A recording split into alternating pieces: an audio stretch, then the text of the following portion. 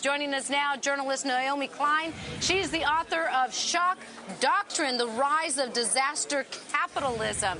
Boy, this book's been getting all kinds of people fired up, Naomi. Yeah, you have one too. Did you finish reading it today? Yeah. Of course you did. I read the back. I'm sorry, no. Okay, so Naomi, what do you make of this whole battle right now going on between the president, the Democrats on the Hill, I mean, all lawmakers on the Hill, because everybody has an opinion about it. You've been very vocal about this whole energy crisis. Well, because this is just a classic example of what I mean by disaster capitalism, which is using a real disaster, using a real crisis or a shock, like the oil shock, to push through policies that you can't get through during normal circumstances. So here you have a shock. You have a real oil crisis. People are in pain. They want solutions. And you've got the president, the extortionist in chief, whose job is to actually solve the problems, but instead he holds the country hostage. And he says, listen, unless you give me Anwar, you'll never drive again. So this is, wait a minute, so this is, just so I set it up correctly, this is, so you're saying that the president's taking advantage of this crisis to get into Anwar, to push the wish list of the oil and gas industry. These are not real solutions. People need real solutions. They're presenting this as if it's a short-term solution, and you guys know full well that this is a long, if it's any kind of, going to have any kind of impact on gas prices, it's in the long run. But people are so desperate for solutions that they're willing to buy anything. Listen, I have to take the other side of this. I've been talking a long time about the actual, it's really only about a year to 5 or 6 years to pull some oil out of the water in the Outer Continental Shelf. Now, a year? You need to build the rig. No, listen, they're already built. All they have to do is move it. Now, let's get to I'm hearing different things. He's an oil trader, though, Naomi. He may know. I talk to oil drillers. I'm going to let you get to this. I do, too. They're saying 5 to 10, okay? The ones I talked to said 1 to 5. I guess they have secret rigs in their backyards. Here's my question. Okay. What's the answer, then, if we don't drill?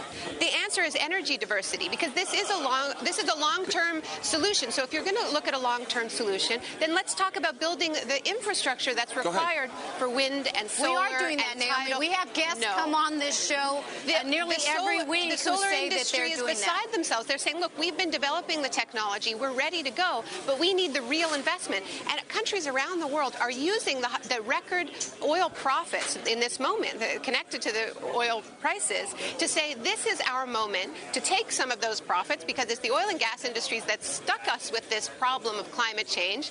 Take some of that money and invest it into the infrastructure that will get us off of oil exclusively. What do you think about the holiday commitment gas locking tax? us into more oil addiction? You're saying those are long-term. They may, it's what's going to help us right now. Well, according to McCain, it's the holiday gas tax that will get rid of that, and gas prices at the pump I think will tapping fall. into the reserves. No, but the holiday gas tax, good or bad? I'm not sure. I really don't know. Well, I don't think. Let's your reserves, tapping in the reserves. Well, I mean, if you're looking for a short-term impact on the market. Can I ask you, who's looking for a short-term answer? We need long-term solutions to an worldwide energy crisis, not a 5-minute fix. It's both. Listen, the crisis is not just high oil prices. The crisis is climate change. The crisis is the monopoly control over energy by this one industry. And I think that people are concerned about that, and now they're being fed this illusion that this is actually a short... Listen, drill now, pay less is what the bumper stickers say. This is being sold as a short-term solution, and you know it. I don't think there's anyone, Republican or Democrat, that says only drill and forget all these other alternate sources of energy. Most of them have plans for developing wind, geothermal, solar. They have plans. In the meantime, but they're not making the major infrastructure investment. This is an opportunity. This crisis is an opportunity to make those investments.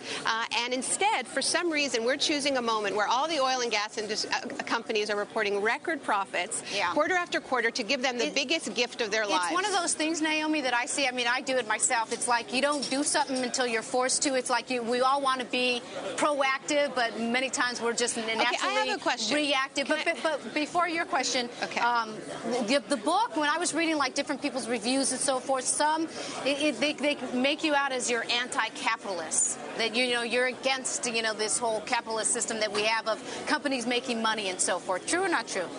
Look, the book says that there should be a role for government to regulate capitalism, and it's really an argument in favor of democracy. I think it is anti-democratic to use people's fear, to use these disasters, whether it's Hurricane Katrina, whether it's the war in Iraq, to push through policies that you wouldn't be able to push through without their consent.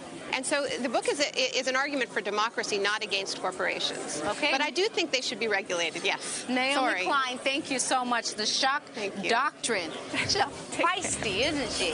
Eric was like, look, first time I ever saw you ever trying to get a word in there.